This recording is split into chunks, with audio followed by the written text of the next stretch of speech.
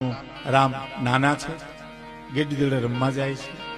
દશરથને એવો નિયમ હતો, થોડું વોલ્યુમ આપજો, વોલ્યુમ ખાલી, કે જયારે જમવા બેહે બસ ત્યારે રાઘવની હાજરી જોઈ, રામની હાજરી જોઈ.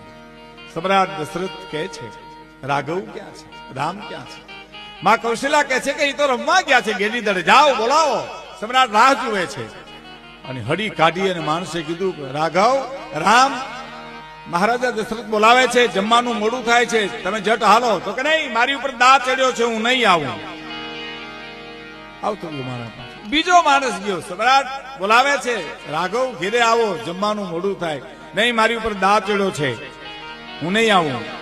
દાસ દાસીઓ અન્ય માણસો ગયા, પણ ક્યાંયથી રામ ના આવ્યા. જયારે કઈ કઈ તેડવા ગઈ, કઈ કઈને રામ બહુ વાલો હતો. ઓહો, કઈ કઈ કોઈથી નહીં આવે, હું જાઉં. અને ધીરે ધીરે ધીરે ધીરે ડગલા માંડી કઈ કઈ જઈ અને કહે છે, રાઘવ, રામ, પધારો ઘેરે બાપા, સમ્રાટ તમારી રાહ જુએ છે. જમવાનું બાપ બહુ મોડું. આખું ના રતન જેવો રામ વાલો હતો, કઈ કઈ નહીં સાહેબ, પણ જોજો મજા. હાલો બાપ ઘેરે. ના ના, મારી ઉપર દા ચડ્યો છે, હું નહીં આવું. નહીં, તું નહીં આવી ત્યાં સુધી હું નહીં જાઉં ઘેરે. આટલું જ બોલી, હું તું નહીં આવી ત્યાં સુધી ઘેરે નહીં જાઉં. અને હાથમાંથી ગેડીદડો પડી ગયા અને હળી કાઢી ખોલામાં બેહીને રામને એટલું બોલ્યા કે માં, મને તેડવા તો બોલાવા તો ઘણા આવ્યા, પણ કોઈ એમ ન કીધું કે તું નહીં આવી ત્યાં સુધી અમે ઘેરે નહીં જઈએ. મારી માં કઈ કઈ શું ચિત્ર છે આ ભારત વર્ષનું સાહેબ. ખોલામાં માને આમ બક્યું લેવા ભેજો. માં, હું તને વાલો છું. હા બાપ. રાઘવ, તું મારું આંખોનું રતન છો બેટા, તું મારો પ્રાણ છો. માં, ખરેખર હું તમને વાલો છું. હા માં, હા બેટા, તું મને બહુ વાલો છો. કેમ આજે એટલું બધું પૂછવું પડે છે? કે માં, મારું એક કામ કરીશ. એક નહીં, તું કે કામ કરું.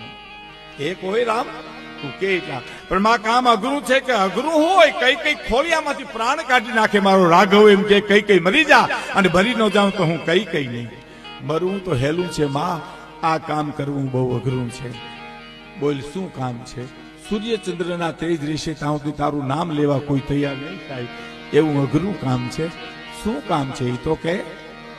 મારા પિતા પાસે 2 વચન લેણા છે તમારા. તો હા, 2 વચન માગી લ્યો ને માં, ન કરું ઋષિઓનું કામ નહીં કરી શકું, મારું અવતાર કાર્ય અધૂરું રહેશે. તું એક જ મને મદદ કરી શકીશ માં. કયા વચનો? 2 વચન. બહુ સુરવીર બાઈ હતી સાહેબ, બહુ સુરવીર. મહારાજા દશરથને રણમેદાનમાં વિજય અપાવ્યા છે, કઈ કઈ ની તાકાતથી જ વિજય મળ્યા છે સાહેબ. બધા એના અસંખ્ય પ્રસંગો છે. 2 વચન માગી લે. હા, 2 વચન માગી લો. ક્યાં ક્યાં? પેલા વચનમાં ભરતની ગાદી માગી લે, બીજા વચનમાં મારો વનવાસ માગી લે. સાહેબ, કઈ કઈ રોઈ નથી, કઈ કઈ આહુડા પાડ્યા નથી, આહુડાને પી ગઈ છે સાહેબ. આહુડા પાડવા તો બહુ હેલા છે, આહુડાને પીવા એ બહુ અઘરા છે. એ આહુડાનો ઘૂંટડો ઉતારીને માં કઈ કઈ એટલું બોલી છે કે મારો રાઘવ જો રોટલો ખાવા આવતો હોય ને તો ઈ કરવાય તૈયાર છું. હાલ ને મારા બાપ, હાલ. અને આવ્યો. ટૂંકમાં ઈ સમય આવીને ઉભો રહ્યો કે કઈ કઈ જયારે કોપ ભવનમાં ગયા અને મહારાજા દશરથને બોલાવા જાય છે.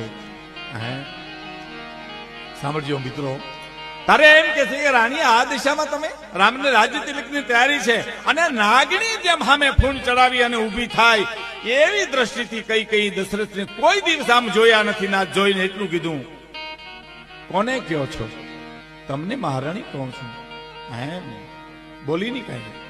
કેમ આમ છો? હાલો, જે જોઈએ હું તમને આપવા તૈયાર. કાંઈ જોતું નથી, પણ કઈક માગો. કે માગું છું ઈ તો દઈ દો, બીજું તો નથી કાંઈ જોતું તમારું. એમ શું? 2 વચન ને? અરે કે મારો ભોળો સ્વભાવ ને હું ભૂલી ગયો. 2 ની 4 માગી લે કઈ કઈ.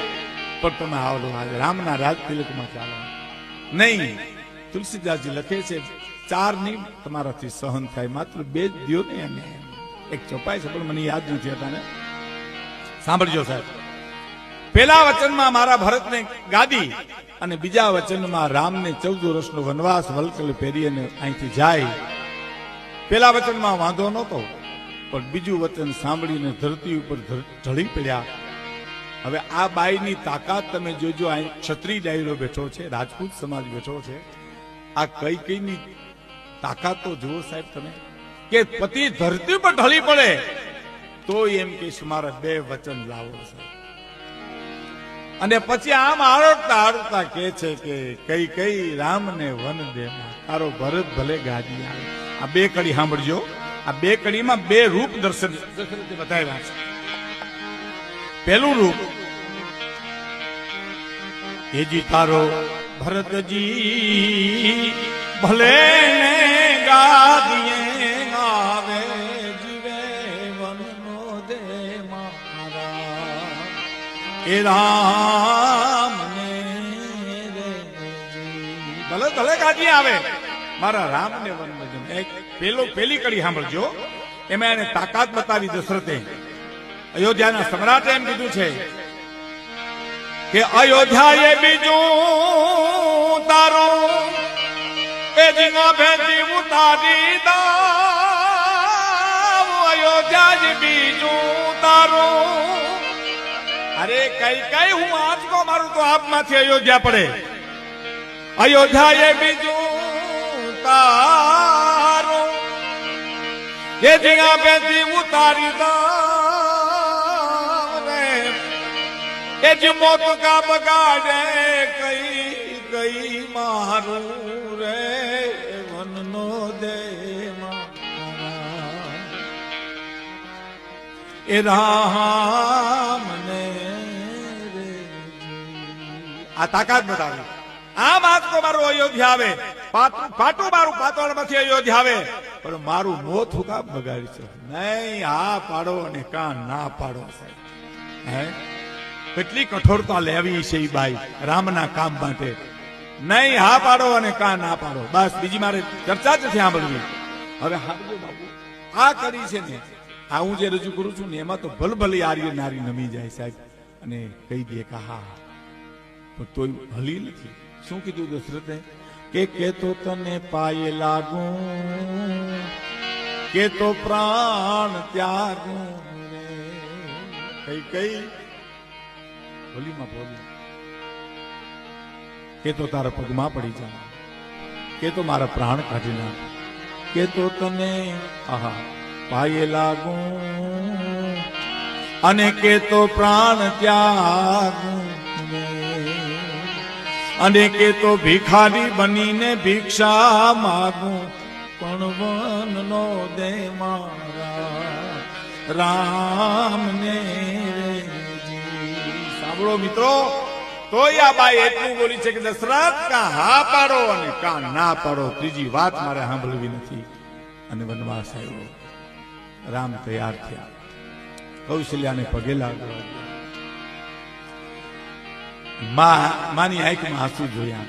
સમ્રાટ ભાઈ ભગવાન રામ એમ કે માં રોવા વિના હું વનમાં જાઉં છું એમાં રોવો છો? ના ના, વનમાં જાઓ એમાં હું રોતો નથી, રોતી નથી. તો તું વનમાં ગયા પછી મોહાલમાંથી ભરત આવશે ને એને જે દુઃખ થાય છે ને એનું રોવું મને શરૂ થઈ ગયું સટાણેથી. કઈ સટાણેથી મને રોવું શરૂ થઈ ગયું છે. જા બાપ જા. અને લક્ષ્મણ તૈયાર થયા. મોટા ભાઈ મારે આવું તો એક રજા લઈ આવો ને. કોની? સુમિત્રામાને જઈને કીધું કે માં હું રામની સાથે વનમાં જાઉં. અને માતાજી શું કીધું? એ જહા રામ તહા નિવાસા. જ્યાં રામ હોય ત્યાં જ અયોધ્યા હોય. લક્ષ્મણ મારી રજા લેવાની ન હોય બાપ. અને સાંભળજો, કીધું મોટા ભાઈ રજા લઈ આવ્યો કે મહત્વની રજા લેવાની બાકી છે. લક્ષ્મણ ઉર્મિલાજીની રજા લઈ આવો. ઉર્મિલાજીને ઓરડે જઈ લક્ષ્મણ એમ કહે છે કે હું રામને યારે વનમાં જાઉં છું. અને આમ ઊંચું જોઈને ઉર્મિલાએ જવાબ આપ્યો, મને બહુ ગમે છે સાહેબ. તમે જાઓ છો તો સારું કર્યું, નકર હું જવાની હતી. તમે નો જાત તો હું જાત, પણ જ્યારે તમે વનમાં જાવતી મારે ઓરડે થઈને જાય છે, મારે ઓરડે થઈને જાય છે. નીકળી ગયો. અને મારો દાદ એમ લખે છે સાહેબ કે અટાણે આપણે એમ કહી દીવો રામ કરો, ફલાણા ભાઈમાંથી રામ વયો ગયો, પણ જીવતો જાગતો રામ જેદી આ ધરતી છોડી અયોધ્યાની ધરતીમાંથી લીધી છે વિદાય વનમાં જવાની, તારે કરુણા કેવી છવાની. એ જી હાલી ને અયોધ્યા રામને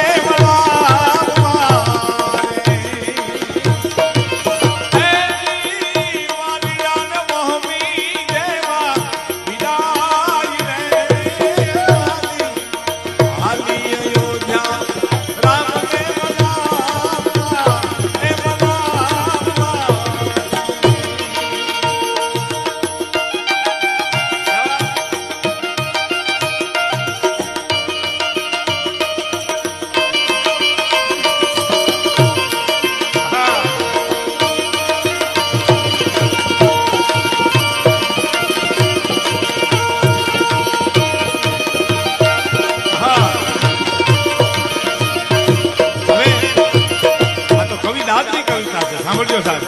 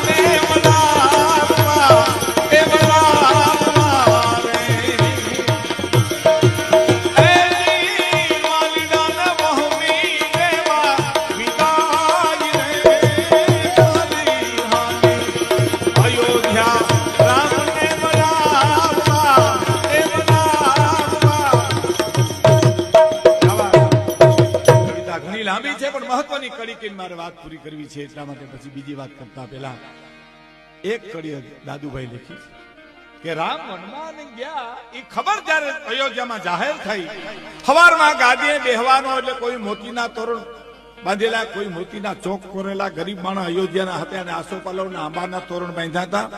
પણ સવારમાં વાયુ વેગે ખબર પડી કે રામ વનમાં વયા ગયા. પ્રકૃતિમાં અસર થઈ સાહેબ, માણસમાં નહીં પ્રકૃતિમાં. દાદુભાઈ લખે એ જી ટોડલે ટાંકેલા તોરણ તૂટ્યા રે, એ જી વિખાણા છે મોતીના ભરિયલ ચોક રે, હાલી હાલી અયોધ્યા રામને વલાવવા એ વલાવવા રે.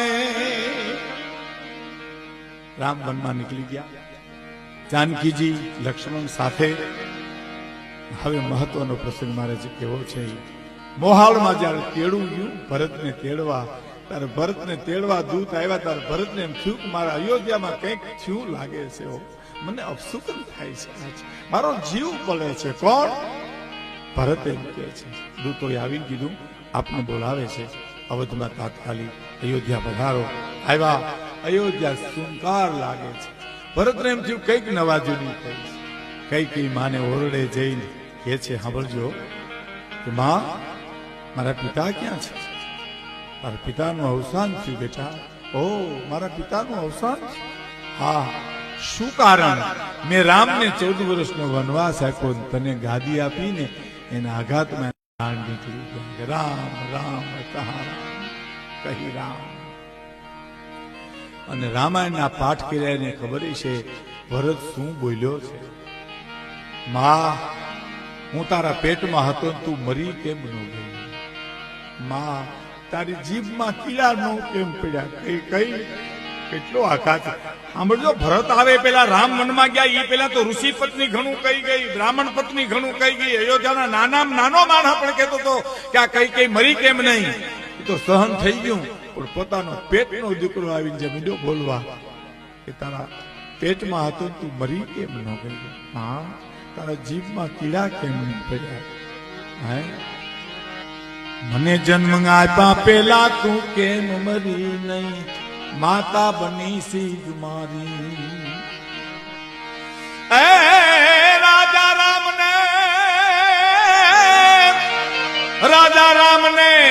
તેજ વનવાસ આપી મારા પિતાના પ્રાણ હરનારી કઈ કઈ તું માતા બની સીધ મારી તું મારી માં કેમ બની હે ઘણું બોલ્યો છે સાહેબ ઘણું બોલ્યો ત્યાં સુધી વાંધો નતો ભલે અયોધ્યા કહેતી હતી એમ ભરત કે છે પણ ભરત એટલું બોલ્યો ને સાહેબ સાંભળજો મારે આ જનતાને શ્રદ્ધાંજલિ દેવી છે ભરત એટલું બોલ્યો ને કે આજથી હું તને માં નહીં કહું ત્યાં કઈ કઈનો જીવ મીંડું મુજાવા એટલું કઈનો યોગ્ય અને પછી ઓરડામાં બેઠી નખથી ખોતરતી ખોતરતી ધરતી બેઠી છે 14 વર્ષનો વનવાસ પૂરો થયો ત્યાં સુધી અવધમાં રહી બાઈ કેટલું સહન કર્યું છે અધર્મનો નાશ કરી રાવણનો સંહાર કરી ધર્મને વિજય અપાવી વિભીષણને ગાદી આપી અને પાછા જ્યારે અયોધ્યામાં પધાર્યા ત્યારે દરેકને એમ થયું રામ મને મળ્યા રામ મને મળ્યા જન્મ રંગ જનુ પારસ પાવા અંધહી લોચન લાભ સુહાવા બધાને એમ થયું મને મળ્યા સીધા કઈ કઈના ભવનમાં ગયા છે કેટલા ટાઈમે સાહેબ વિચાર તો કરો નાનો હતો ત્યારે માયને કામ રોકવું યાદ કામ કરીને આવ્યો અને એટલું કીધું માં એ માં શબ્દ સાંભળ્યો કઈ કઈ ઉભી થઈ ગયો પૂછ્યું મોરારી બાપુ એકવાર બોલ્યા હતા કે મને વિચાર થાય છે મને કે વિભૂદાનભાઈ કે આ 14 વર્ષ સુધી કોપ ભુવનમાં ઈ બાઈ રહી અયોધ્યામાં રહી આટલો વરસાદ ટીકાનો વરસ્યો કેમ બેઠી રહી છે પણ રામે એમ કીધું ને પાછું માં ઉભી થઈ ગઈ છે ઉભી થઈ ગયો તમને ખબર હોય તો સ્વામી આનંદ એને સંન્યાસ લઈ લીધો અને એના ગોંડલના મકરંદભાઈના ખાસ ગણાય સ્વામી આનંદ સંન્યાસ લીધો પછી માં એના વિરહમાં રોઈ રોઈ સુરદાસ થઈ ગયા સાહેબ આંખું વહી ગઈ એની અને હિમાલયના કંદરાની માલિપાને ખબર પડીને સ્વામી આનંદ ગોંડલમાં મળવા આવ્યા ને અને સુરદાસ થઈ ગયેલી માઓ આમ ડેલીમાં પગ મૂક્યો તા માં બોલી મારો આનંદ આવ્યો લાગે છે મારો બાપ આવ્યો મારો દીકરો અને આનંદ એટલું બોલ્યો કે માં તમે ઓળખી ગયા તો હા તારા પગલાના ધબકારા હું પારખી ગઈ બેટા હું તારી માં છું એમ આજ રામ એટલું બોલ્યો માં ઉભી થઈ ગયો ઉભી થઈ હરિગઢ મારો બાપ આવ્યો મારો રાઘવ આવ્યો મારો રામ આવ્યો મારો પ્રાણ આવ્યો સાંભળજો મિત્રો જે આહુડા પી ગઈ હતી ઈ આજ આહુડા વ્યક્ત કરવા મળ્યા સાહેબ આંખમાંથી ભાદરવો શ્રાવણ ભાદરવો જેમ આહુડા મીના જાવા રામ એની પાંભળીએ જીલી જીલીને આંખુલું આંસુ લુવે છે અને માં તું રડી તું રોઈશમાં માં તું રોમાં માં કઈ કઈ તું નો તો હું કાંઈ ન કરી શકે મારી માં મારે ઋષિઓના યજ્ઞના રક્ષણ કરવાતા સાધુ સંતોને જે રાક્ષસો પીડાતા હતા એની વારે ચડવું તું તો તે મને મદદ કરી માં તું રોઈશમાં તું આહુડા લોહી નાખ ઈ છાની રાખ્યા પછી રામ બોલ્યા છે કઈ માં મારી પાસે કંઈક માગો ને જોઈ આ વાત આવી પાછી આને માગવાની મારી પાસે કંઈક માગો ને કઈ માં શું કહે છે ખબર રામ હજી મને માગવાનું કે છો બેટા મારા માગવાથી તા હોનાર સર્જાણી છે અને હજી તું મને એમ કે છે કે માં મારી પાસે માગી લ્યો અને રામ શું કે છે કે માં ગમે તે થાય તું મારી પાસે કંઈક માગી લે કઈ શું કે રામ માગીશ નહીં પણ માગવાનું પર્યાણ કરીશ તો ધરતીના છેડા છૂટી જશે દિગપાળોના હાથમાંથી તું મને હજી માગવાનું કે હા માં ધરતીના ભલે છેડા છૂટી જાય સૂર્ય ચંદ્ર ભલે પાતાળમાં ડૂબી જાય ન થવાનું ભલે થાય હું રાઘવ બોલું છું રામ બોલું છું મારી પાસે કંઈક માગી લે કંઈક માગી લે કંઈક માગી લે તારે કઈ એમ કે છે રામ માગું હા મને બીક બહુ લાગે ભાઈ માગવાની ના માગીને મારા ખાતર માગ એમ તો હા ભરતને બોલાવીને એટલું કે મને માં કે બસ